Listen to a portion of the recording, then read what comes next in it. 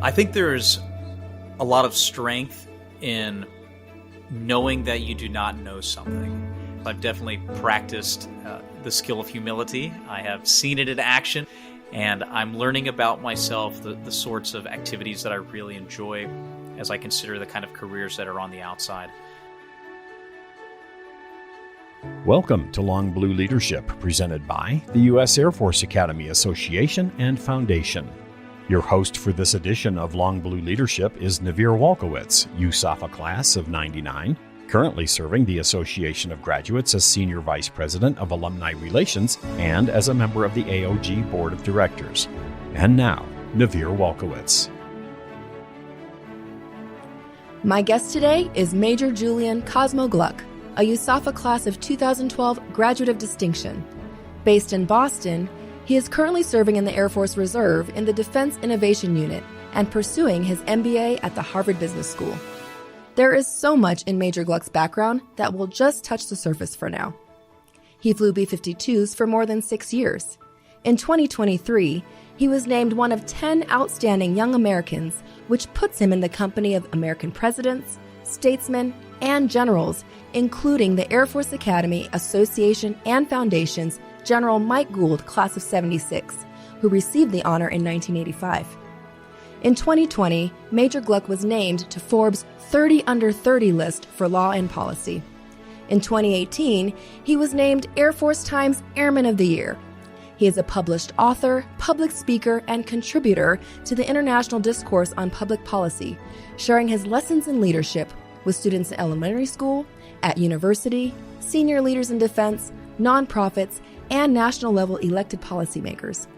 We'll talk with Major Gluck about his work as a member of the Air Force Reserve and how that relates to his membership in the Order of Daedalians, a fraternal organization founded after World War I comprised of aviators. He is a gregarious man of warmth, humility, and humor, always willing to share what he knows with those aspiring to become aviators, lead or be better leaders, and always ready with an enthusiastic howdy. This should be a very enjoyable conversation. Joining us from Boston, Julian, welcome to Long Blue Leadership. Well, I feel like I have to say howdy now, but I was going to say it anyway, so howdy. Good to be here. Howdy. So glad you're here with us today. Thank you for making the time. We are really excited to learn more about your thoughts on leadership. But as we like to, we want to kind of take a step back, rewind the time a little bit, and learn about young Julian. Why don't we start there? Tell us about your childhood, life before the academy, etc. Sure. So I grew up all around primarily the southeastern United States. My dad's a pilot and was going through different positions. My mom's an occupational therapist. They had met in Texas, but I was born in Florida. And then over the course of my childhood, I lived in Florida, Tennessee, Maryland, South Carolina, and Georgia, where I finished out elementary school, middle school, and then high school. And when I was a kid, I was involved in a myriad of different activities. I really enjoyed acting and had gotten the chance to co-star in a public broadcasting television show with GPB, one of the stations back in Georgia. Did a little bit of entrepreneurship, starting a company when I was 14. I became involved in the Civil Air Patrol and high school wrestling, extemporaneous speech competitions. And with all the different activities going on, I wanted to continue on the tradition in my family of military service, applied to the Air Force Academy. Thankfully, the zoo let me in, and it's been a great time since. Who were some of the influencers in your life that kind of led you down that path? I know you mentioned, your family has had many that have served. Maybe are those who influenced you? Or are there others maybe that you read or influenced you as well? The members of my family are the largest influence on my decision to join the military. I'm fifth generation as you go through different lines in the family. People on both sides had served primarily in the United States, and hearing their stories of both sacrifice, of putting the organization over oneself, the service to country really resonated with me as a kid. And so I knew even when I was very young that I wanted to serve in the military. As well, a lot of the reading that I did as a child, I would say, and then going through my time at the academy was also very much a philosophical or martial focus throughout. A lot of philosophy mixed in as well with the standard books that one would read as a kid. 5 generations. Would you say that it was destiny then to go into the military via the Air Force Academy, or just military in general, or was it really intentional on your part? I think there was definitely some element of the Academy being the destination. Now, as far as Air Force Academy versus a few of the other, I would say, lesser options with our rivals on the East Coast there, I wasn't initially sure which one I was going to apply to. And ultimately, the Air Force Academy made the most sense to me, primarily because of the Academy's awesome record of placing people into really impactful strategic roles later on. I like the emphasis on technology.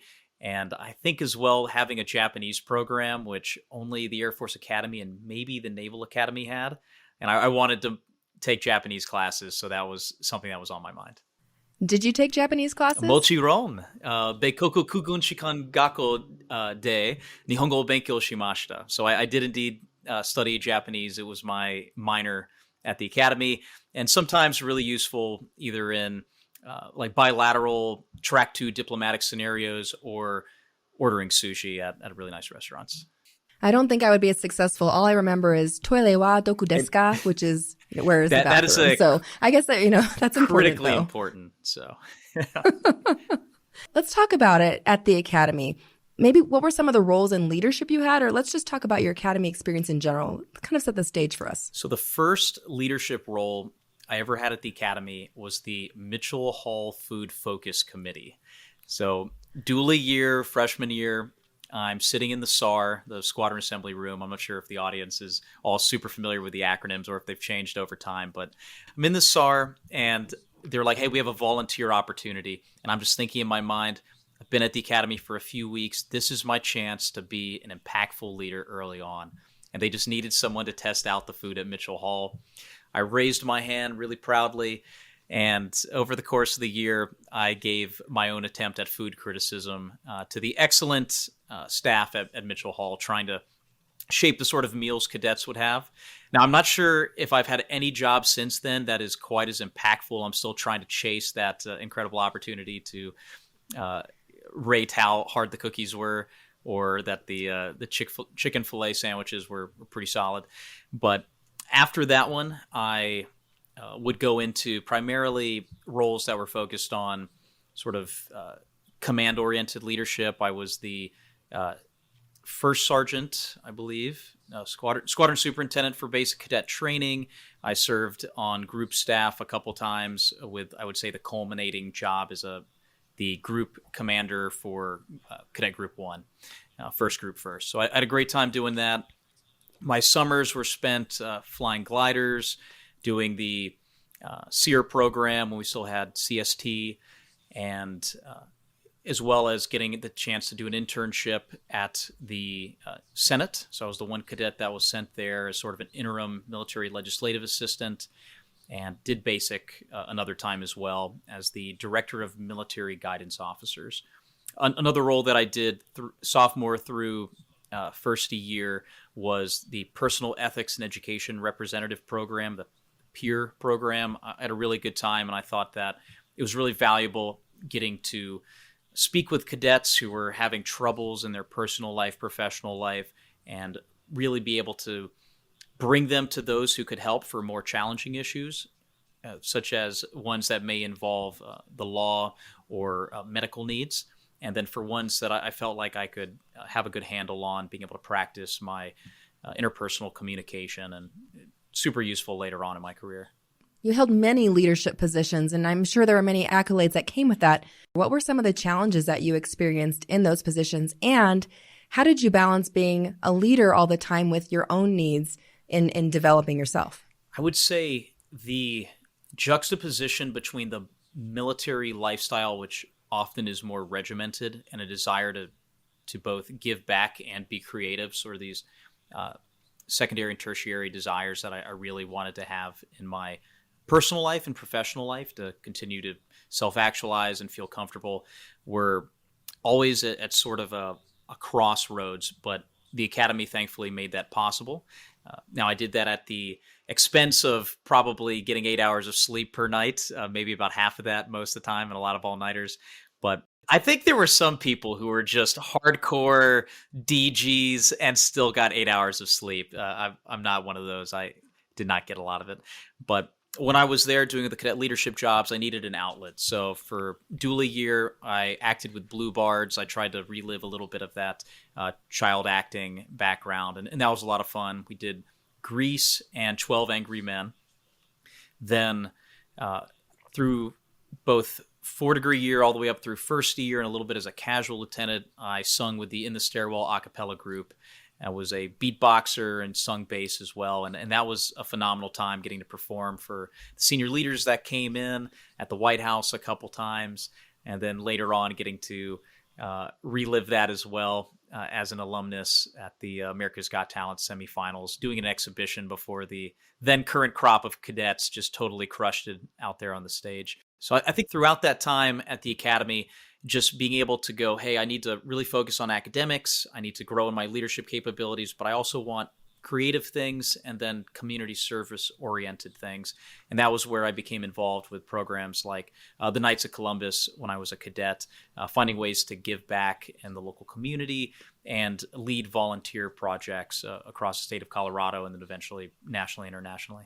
I really appreciate you sharing that, because I think sometimes there might be a misconception or a perception even that, you can be a leader and you have to be really strict and focused, and you can't really focus on other things that you're really passionate about or, that bring joy as well, right? So maybe you can't have both, but I really appreciate that you shared that you can. So do you prefer beatboxing or bass? What did that sound like? Well, these days, so I recently joined the Harvard Business School a cappella group, which is called Heard on the Street, and I'm still beatboxing, but I'm getting a little bit more into the singing part, primarily because over the past 10 years, it's mostly been playing along with my guitar and singing karaoke.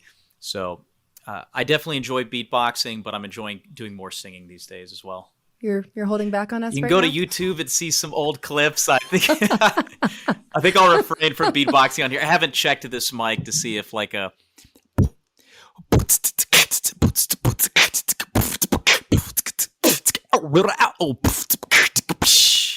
so maybe that worked. That was on there. amazing. Yeah. No, I think that the mic came through fantastically. And no, that is wonderful. We really appreciate that. And again, it also plays into, we really can be fully immersed in a lot of things, right? We don't have to just be down one lane when it comes to leadership and pursuing our dreams. So let's talk a little bit about while you were in the military. You shared that you flew B-52s for over 6 years. What was that experience like? And then I'm going to ask you a follow-on about flying, because there's something as a non-flyer, non-rated grad, I just have a question on. So first tell us about what it was like flying B-52s. So flying the B-52, aka the Buff, was a blast. It's a very challenging aircraft, I think, compared to many others in the inventory. It is an older platform. It's older than my father, based on earlier versions that are older than both my parents and probably many of the current cadets' grandparents. My grandfather, in fact, asked me when I told him I dropped the B-52, they're still flying those? And I was like, indeed, Grandpa, and you enlisted in the Air Force after they'd already been in service. But I can tell you, although they are up there in years, it's a very lethal platform. It's an effective platform. It's constantly being brought to the forefront of innovation through the incredible work that the test community does, that the primes and other companies are able to leverage with different technologies as far as munitions, its radar capabilities. A lot of exciting changes with new engines that will be coming about for the next generation of bomber pilots. So I enjoyed flying it. It definitely had its moments where it tested my limits, and I'm super grateful for the instructors and weapons school graduates who helped develop me from a young, very uncertain co-pilot to being a more adept and I would say empowered aviator as I continued to become more comfortable and eventually have the chance before I departed the community for other opportunities to instruct as well. What were some of the challenges that you faced in that? Was it more just a level of comfort, or was it other things? I think in the B-52, there's a wide range of different mission sets that you need to be familiarized with. I mean, not only the nuclear deterrence mission that is the Secretary of Defense's number one priority and extremely critical for our ability to deter and assure.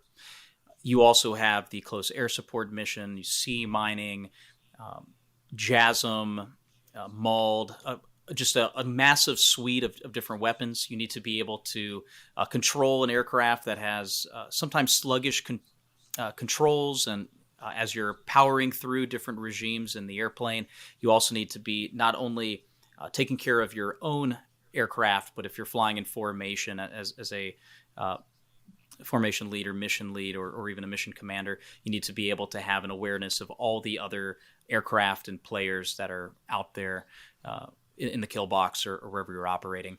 So I think as you're moving up from co-pilot to aircraft commander and mission lead and eventually to instructor, the stakes become higher. The challenges as far as your knowledge set, your situational awareness and task management increase.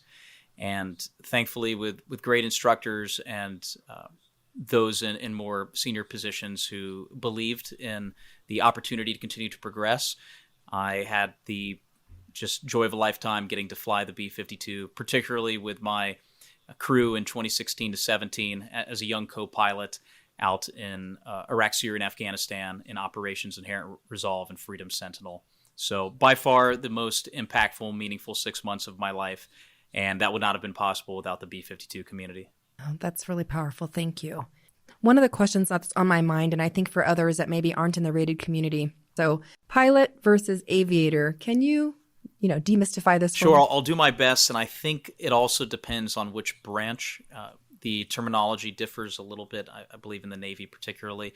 But for the Air Force, I would normally think of an aviator as a rated individual who would either be a pilot, a weapons systems officer, or navigator, a flight surgeon, others who have a set of wings on the officer side and that take part in some aspect of the airplane. Pilots in particular are the ones normally controlling the aircraft as far as the movement of it, which you would normally think of as aviating, whereas like a weapon system officer is doing the navigating. That is helpful. One of the things we do is, we have a group of people, of listeners that may not know some of our terms. So can you explain the difference between rated and non-rated?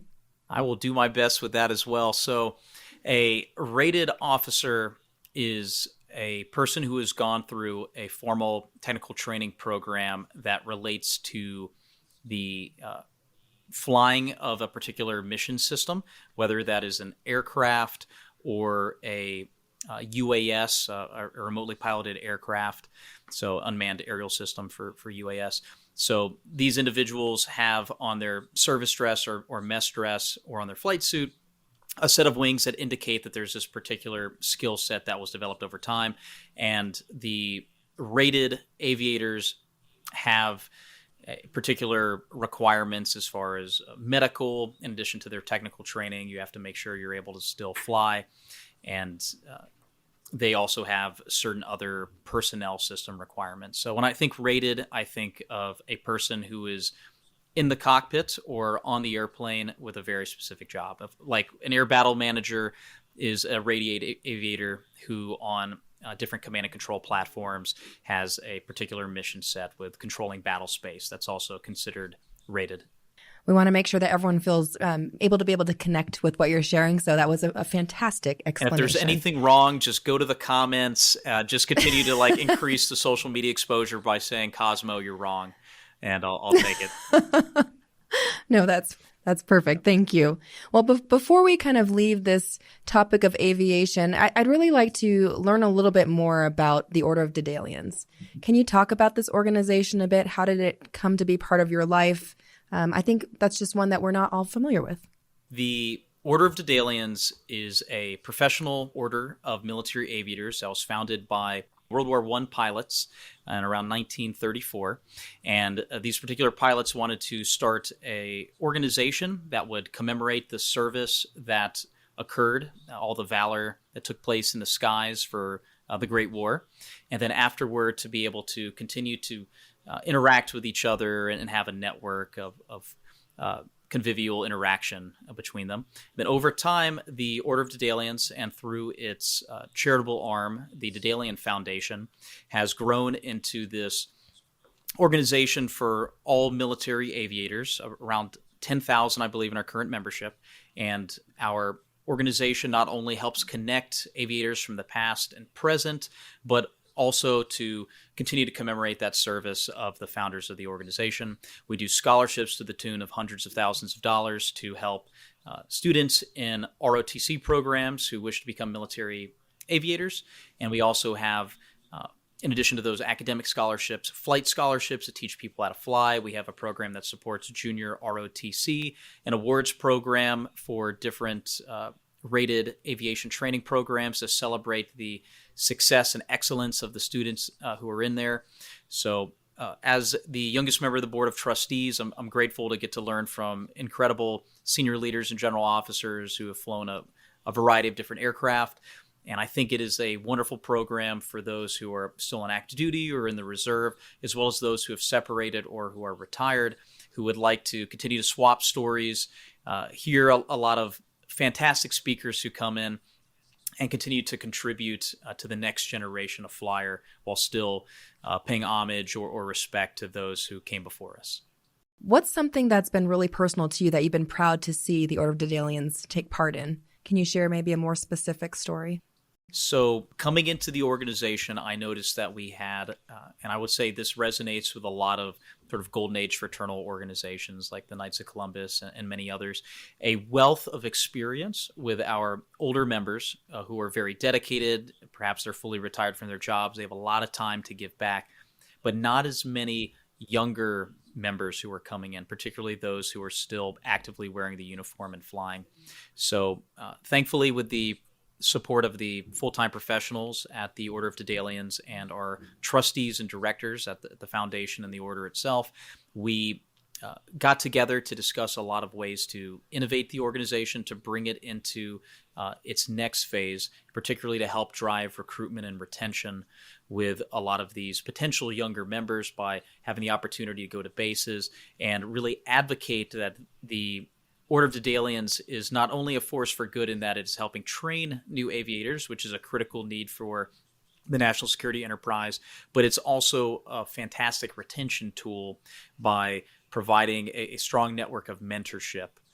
So my hope is that a lot of the meetings that we had take place that focused on bringing everyone together will eventually culminate in a desire for perhaps any listeners to this particular podcast who go, you know what? This is a historic program. I would like to volunteer or be a part of it and get to listen to some amazing stories and then do my part to give back as well. Thank you for sharing that. And that really speaks very clearly to me. That's one of the things here at the association that we're working to do as well, really ignite our younger graduates into membership and participation and engagements. Well, let's shift gears a little bit from the world of aviation. You talked about it as a cadet. You had kind of two facets that you're really interested in, the creative side and also the leadership side. Of course, they don't have to be mutually exclusive. Maybe you can talk about what it's like now to transition. You're at the Harvard Business School. You're an author. Let's talk about this lane a little bit. Yeah, so I am super grateful to be a reservist. I had a really engaging time on active duty. It was fantastic for leadership development with some fantastic leaders over the years. But the wonderful thing about the Air Force, there's so many different ways to continue serving in uniform. One of my big interests that was my desire to go back to school and find other opportunities to support organizations, including the United States government, through ways that I thought were more focused on strategic development. Going to the reserve, transitioning through the Palace Chase program, and going back to school has made all of that possible.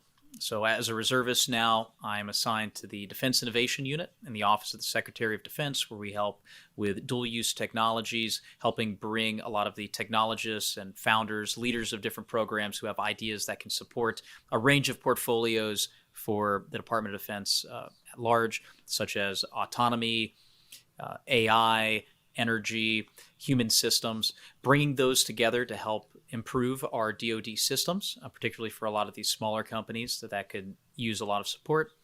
So that has been fantastic. I'm still very much in an embryonic stage within my reserve service. There's a lot for me to learn. And as I'm going through this transition, it's been amazing getting to talk to reservists who've been there and done that. They've done the transition, and they're continuing to give back. It's not about the money for them. It's about a way to continue to give back to our United States military, and that's something that's really inspiring to me and inspired me a lot when I was out in Korea as an aide, when all the reservists who would come in to be part of the JACE and take time away from their families and from their busy jobs to suit up, put on their flight suits, come out to Korea and really make a difference for our bilateral, multilateral organizations out there. So that's been fantastic. At Harvard, it's been a wonderful learning opportunity. I loved my time at the academy. I wouldn't trade it for anything, and it was the perfect undergrad experience for me. Now going through as a grad school student, I'm kind of getting to see that other side. I've got the more college dorm style apartment, even though I'm not living on campus. It's not quite hacky sack in the quad that I was imagining that at college would be, but the range of different people who are members of the HBS class of 2025 is so interesting. People from all around the world, very different backgrounds. I mean, of course, we have venture capitalists, consultants, bankers here, but there's also a very, I would say, engaged and interesting veteran group. And I really love hanging out with the other veterans who are in both my section and the class at large. In fact, one of the traditions that we started my section is the veterans would all wear Hawaiian shirts on Fridays. And so I had to buy a lot more Hawaiian shirts because I was never stationed in Hawaii, did not have hardly any of them. And that's where I found this Air Force Academy Hawaiian shirt. So that is outstanding. I don't think anyone else who's coming on your podcast is probably going to have one of these. So so it's been really great at HBS. I'm learning a lot. I have 2.5 more semesters left, and I'm excited for what comes next as well. Well, let's dig into that a little bit. So you went to the academy. You had incredible opportunities to lead. You've done some of this in the reserve, and then also at Harvard. What does leadership look like across those different lanes? How have you seen leadership evolve, and how has it shaped you during this time? The opportunities I had to lead both at the academy and on active duty certainly inform and help bring different context and experience to the leadership opportunities I may have at school now or that I hope to have in the future. I will say there's a lot to learn to bring that into full realization as I continue through this transition from military to the civilian world. So as I look at my experience as a flight commander for aircrew flight equipment technicians in SEER when I was at Barksdale, or getting to serve as a director of staff at Air Combat Command in the A3A, a lot of those involved being able to help our junior enlisted to be able to work with phenomenal senior non-commissioned officers, how to help pass information up and down the chain, to innovate, to go through a lot of the administrative challenges that are elements of bureaucracy and probably omnipresent no matter what sort of organization you're in. So those have been great. Now at school, I would say a lot of the leadership could be leadership in the classroom. For me, as someone not coming from Goldman Sachs or Bain, I have a lot of learning and followership I'm enjoying in the classroom right now as I'm getting to really just take in a lot from all of the incredible experiences of my younger section mates and classmates who have had very relevant experience, and then the aspects of the veteran experience that also relate myself and many others in the veteran community who are students at my business school, and I'm sure at many of the other ones across the country and world are able to relate, is also super useful. So I'm excited as I go into professional work, both this summer and after graduation, to be able to bring the, I guess, gregariousness, as was described at the beginning, to my next job, and a lot of those fantastic opportunities to learn and serve in the military as I continue to grow and hopefully become a more effective cross-sector leader. So you talked about, you have a lot to learn. What has been something you've learned about yourself so far in this journey? So thinking about leadership and what our listeners are hoping to glean, what's something you've learned about yourself whether as a follower, to your point, how important is it to be a follower in the world of leadership, et cetera? I think there's a lot of strength in knowing that you do not know something. And through my time in business school, there is a lot that I think many of those who are coming from civilian careers that more directly relate to business would think is just information that everyone is armed with that is absent for many of us who were not as directly involved in running for-profit organizations or who weren't involved in sales, investment banking, or any of these other careers. So during my time at HBS, I've definitely practiced the skill of humility. I have seen it in action with some of the challenging tests that I have taken so far over the past semester and a half. And I'm learning about myself, the sorts of activities that I really enjoy as I consider the kind of careers that are on the outside. Flying airplanes and then going into, let's say, consulting is a big leap, but there are also a lot of elements of that sort of leadership that I would say at least are correlate with each other. And as I continue to figure out what am I skilled at, what do I enjoy, and sometimes those aren't always aligned, I can reach out to mentors, to classmates, to grads. In particular, I've reached out to a lot of grads who are out there in the civilian world to find out, what do you recommend? How do I improve? How do I grow in this? And I'm excited for the kind of development that I hope to see and that I will strive to really develop over the next year and a half and then many years ahead. And has there been a tidbit of leadership from some of those mentors you've reached out to in the graduate community or across different lanes that has impacted you? And if so, what would you share with the group that is? I would say a lot of the grads who I've spoke with that are maybe from like the 90s and 2000s who've gone to business school or law school or medical school have shared how much of an impact the military had on them, and where there are sometimes vacuums for that sort of selfless leadership and that aspect of giving back that are in uniform, that you really need something like that to continue to really feel like you're giving it your all and that you're in the right place that you could be. Like you could be making millions and millions of dollars. Is a story that was relayed to me by a former Air Force pilot.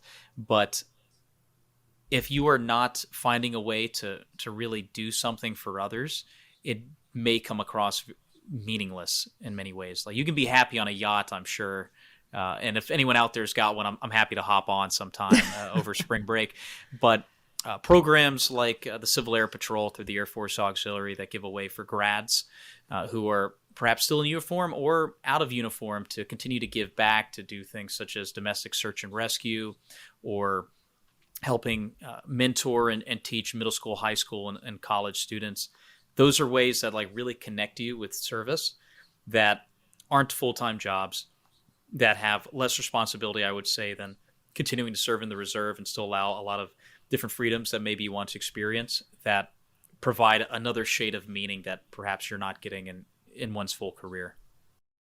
And I think that's really meaningful for people to hear, right? I think when you're looking at success, how do you define success? Certainly there's an element of being able to have the freedoms to do things that money brings, but there's also the fulfillment internally that comes from being part of or doing something bigger. So how much longer in your program? So I've got 2.5 semesters left. I'll graduate, God willing, or I think I remember from my 4-degree days in base cadet training, if you make it that far, I think I heard that a lot, May 2025. All right. So May 2025. What's next, Julian? I'm not sure quite yet after graduation. This summer, I have a really phenomenal opportunity lined up to be a consultant with McKinsey & Company in their London office. So this is the pre-LinkedIn update. I'll be at McKinsey this summer.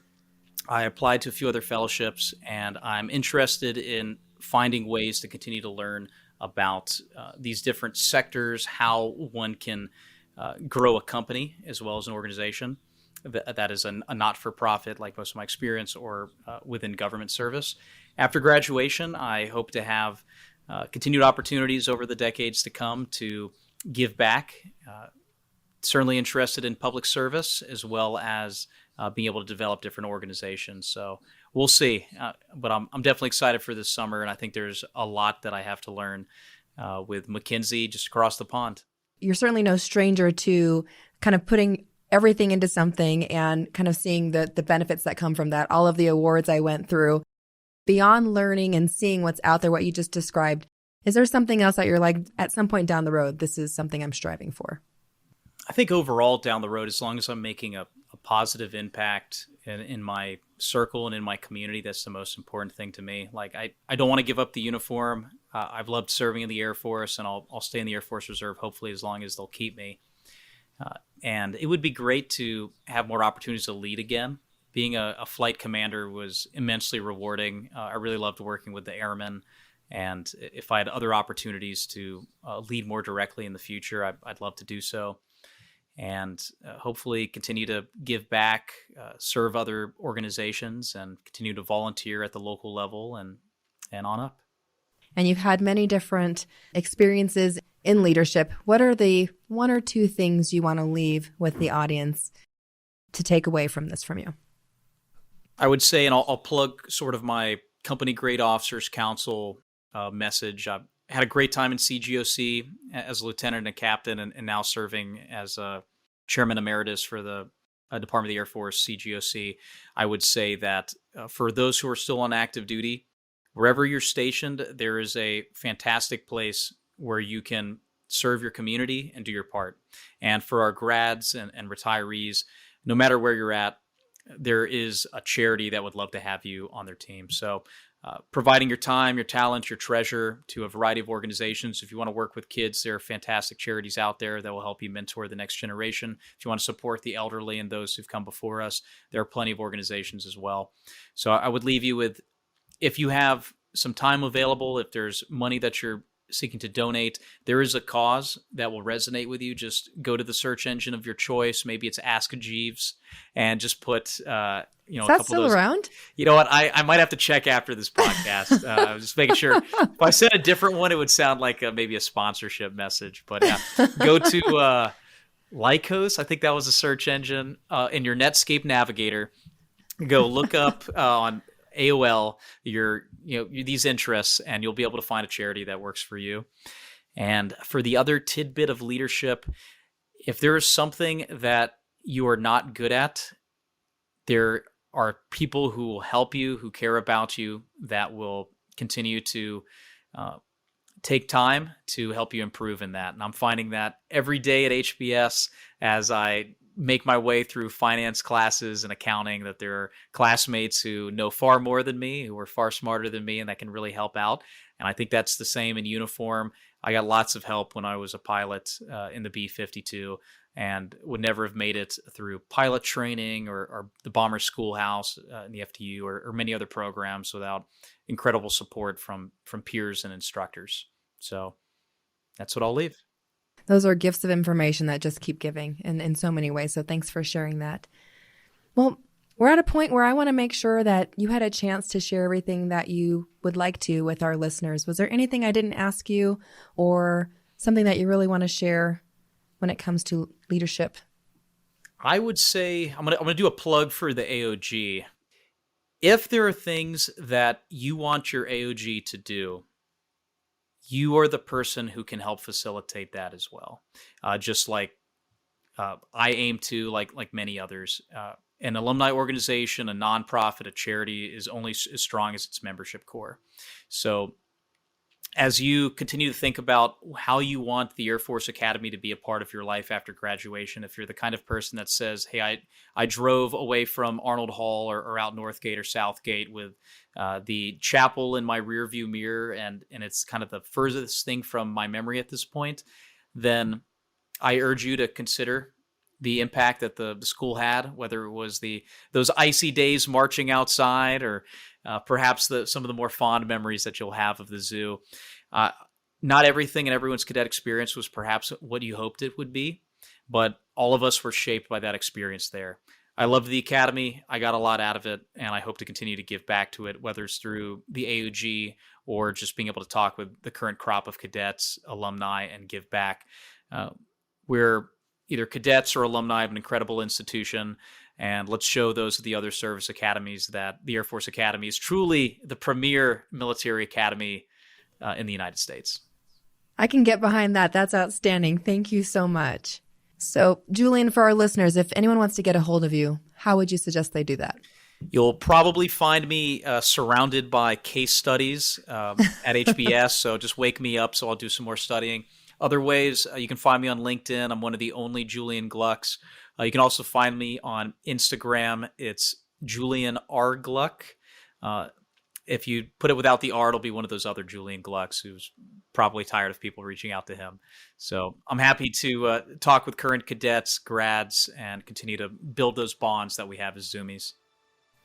Thank you so much for joining us today on Long Blue Leadership, Julian. It's been fantastic. Hey, always happy to chat with you and anyone else from the glorious old zoo. So thank you very much. Thank you. Thank you for listening to Long Blue Leadership. If you enjoyed this episode, we encourage you to subscribe, share it with your family and friends, and post it to your social channels. Long Blue Leadership is a production of the Long Blue Line Podcast Network and presented by the U.S. Air Force Academy Association and Foundation. The views and opinions of the guests and hosts do not necessarily reflect those of the United States Air Force Academy, Academy Association and Foundation, its staff, or management. The podcast drops every 2 weeks on Tuesday mornings. Subscribe to Long Blue Leadership on Apple Podcasts, Spotify, TuneIn plus Alexa, and all your favorite podcast platforms.